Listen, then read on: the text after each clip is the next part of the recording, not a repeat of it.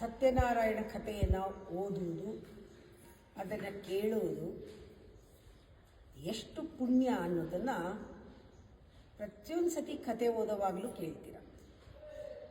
ಯಾರು ಅದನ್ನು ಮಿಸ್ ಮಾಡ್ಕೊಳ್ಳಲ್ಲ. ಭಯ ಇದೆ ನಿಮಗೆ, ಕೇಳದೇ ಇದ್ದರೆ, ಅದನ್ನು ಸರಿ ಹೇಳದೇ ಇದ್ದರೆ ಸತ್ಯನಾರಾಯಣ ನಮಗೆ ಅನುಗ್ರಹ ಕೊಡೋದಿಲ್ಲ. ಈ ಥರ ಕಥೆನಲ್ಲೆಲ್ಲ ಇದ್ದಾಗ ನಿಮಗೆ ಭಯ ಆಗುತ್ತೆ. ಅದಕ್ಕಾದರೂ ಕೇಳ್ತೀರ, ತೂಕಡಿಸ್ಕೊಂಡಾದರೂ ಕೇಳ್ತೀರ. ಒಂದು ಸತಿ ಕೇಳಿದ್ಮೇಲೆ ಅದೇ ಕತೆ ರಿಪೀಟ್ ಆಗ್ತಾ ಇರುತ್ತೆ.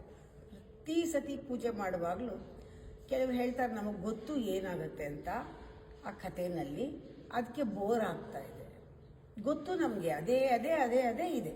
ಒಂದು 3-4 ಒಂದು ಏನಾಯಿತು ಅವ್ರ ಜೀವನದಲ್ಲಿ, ಬಡ ಬ್ರಾಹ್ಮಣನಕ್ಕೆ ಏನಾಯಿತು, ಸಾಹುಕಾರಂಗೆ ಏನಾಯಿತು, ರಾಜಂಗೆ ಏನಾಯಿತು, ಅದೇ ಕತೆ ಅದೇ ಕತೆ. ಅದರಿಂದ ಎಲ್ಲ ಪೂಜೆನ ಅಷ್ಟು ಚೆನ್ನಾಗಿ ಮಾಡಿ ಕತೆ ಟೈಮ್ನಲ್ಲಿ ಎಲ್ಲರೂ ಮಾತಾಡ್ತಾ ಕೂತಿರ್ತಾರೆ. ನಮಗೆ ಗೊತ್ತಿದೆ ರೀ, ಕತೆ ಓದೋದು ಎಷ್ಟೊತ್ತು ತಗೊಳತ್ತೆ.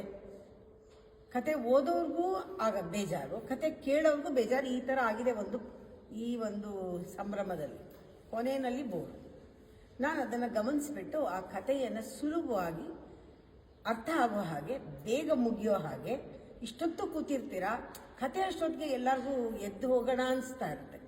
ಯಾಕೆ ನಾವು ಲಾಸ್ಟ್ ಟೈಮ್ ನೋಡಿದೆ, ಎಲ್ಲ ಮೈ ಮುರಿತಾ ಇದ್ರು. ಅದು ಗೊತ್ತಿದೆ ನನಗೆ ಈ ಕತೆ ಅಂತ ವಿನಯ್ ಹೇಳ್ದ. ಇನ್ನೊಬ್ರು ಇನ್ನೊಂದು ಹೇಳಿದ್ರು, ಅದು ಗೊತ್ತಿದೆ ಆ ಒಂದು ಬಡ ಬ್ರಾಹ್ಮಣಿಗೆ ಏನಾಯಿತು ಅಂತ. ನಾವು ಮನಸ್ಸಲ್ಲೇ ಎಲ್ಲ ಕತೆ ಜ್ಞಾಪಕ ಬಂದುಬಿಡುತ್ತೆ ಅಂತ. ಈ ಒಂದು ಜಡ ಆಗೋದು ಈ ಪೂಜೆಗೆ, ಆ ಪೂಜೆ ಆದಮೇಲೆ ನೀವು ಡೈನಮಿಕ್ ಆಗಿ ಆಕ್ಟಿವ್ ಆಗಬೇಕು. ಕಥೆಯಿಂದ ಜಡ ಆಗೋದು ನನಗಿಷ್ಟ ಇಲ್ಲ, ಬೋರ್ ಆಗೋಕ್ಕೆ ಇಷ್ಟ ಇಲ್ಲ. ಅದಕ್ಕೆ ಅದನ್ನೇ ಕಥೆಯನ್ನು ಒಂದು ಹಾಡು ಥರ, ರೂಪಕ ಥರ ಬರೆದಿದ್ದೀನಿ. ಅದಿನ್ನೂ ಒಂದು 2 ಕತೆ, ಅದರಲ್ಲಿ ಕೊನೆಯದು 2 ಭಾಗ ಮಿಕ್ಕಿದೆ. ಅದನ್ನು ಇವತ್ತು ಕಥೆನೇ ನೀವು ಕೇಳೋದು. ಇವತ್ತು ನೋಡಿ ಕತೆ ಕೇಳಿ, ಇವರಿನ್ನೂ ಇವತ್ತು ಇಂಟ್ರೆಸ್ಟಿಂಗ್ ಆಗಿ ಹೇಳ್ತಾರೆ ಅನಿಸುತ್ತೆ. ಇವಾಗ ನಾನು ಯಾತಕ್ಕೆ ಕತೆ ಕೇಳಬೇಕು ಅನ್ನೋದನ್ನು ಹೇಳ್ತೀನಿ.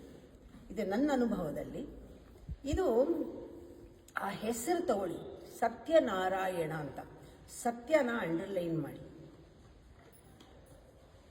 ಅಂದರೆ ಸತ್ಯ ಧರ್ಮವನ್ನು ನಿಲ್ಲಿಸೋದು. ಸತ್ಯ ಋತಂ ಸತ್ಯಂ ಧರ್ಮ, ಧರ್ಮ ಆಚರಣೆ ಆಗೋದು ಸತ್ಯದಿಂದಲೇ.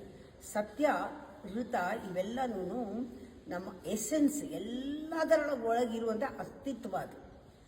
ಅದು ಕಲಿಯುಗದಲ್ಲಿ ಬರ್ತಾ ಬರ್ತಾ ಬರ್ತಾ ಬರ್ತಾ ಮಾಯಾ ಲೋಕದಲ್ಲಿ ಎಲ್ಲ ಫ್ಯಾಕ್ಟ್ಸ್, ನಾಟ್ ಟ್ರೂತ್. ಏನು ನೋಡಿದ್ರೂ ಕೂಡ ಅದು ಇಂಟರ್ಪ್ರಿಟೇಷನ್ ಅಷ್ಟೇ. ಮನಸ್ಸು ನೋಡೋದು,